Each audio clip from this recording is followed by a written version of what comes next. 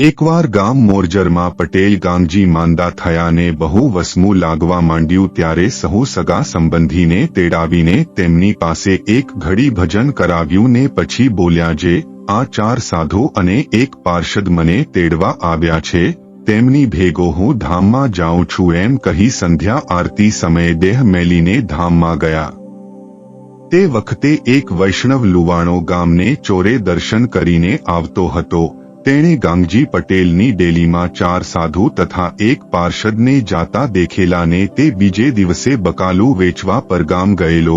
તેણે આવીને હરિજન આગળ વાત કરી, જે કાલ સાંજે ગાંગજી પટેલ દેહ મૂકી ગયા તે વખતે 4 સાધુ અને એક પાળાને મેં તેની ડેલીમાં જાતા દેખ્યા હતા। તે ક્યાં ઉતર્યા છે? કારણ કે તેને ઘેર તો સૂતક આવ્યું તે તેનું જમશે ખરા કે? ત્યારે હરિજનો કહે, સાધુ તો કોઈ આવ્યા નથી। ત્યારે લુવાણો કહે, મેં નજર ભાળ્યા છે ને। ત્યારે હરિજન કહે, તે તો ધામમાંથી ગાંગજી પટેલને તેડવા આવેલા તેનાથનું દર્શન થયા હશે।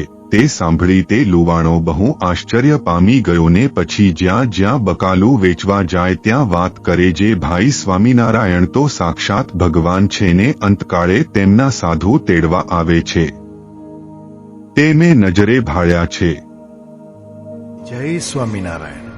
આ ચેનલનો મુખ્ય ઉદ્દેશ્ય ધર્મનો પ્રસાર કરવાનો છે તથા ભગવાન સ્વામિનારાયણની અલૌકિક લીલા અને સારા વિચારો લોકો સુધી પહોંચાડવાનો છે, જે જીવનમાં શાંતિ અને સુખ તરફ દોરી જાય છે।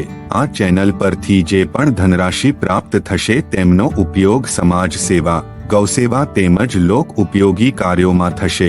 ચેનલ સહજાનંદ ગાથા સબસ્ક્રાઇબ કરો, વિડિયો લાઇક કરો અને હા, તમારા મિત્રો સાથે શેર કરો। જય સ્વામિનારાયણ। આ ચેનલનો મુખ્ય ઉદ્દેશ્ય ધર્મનો પ્રસાર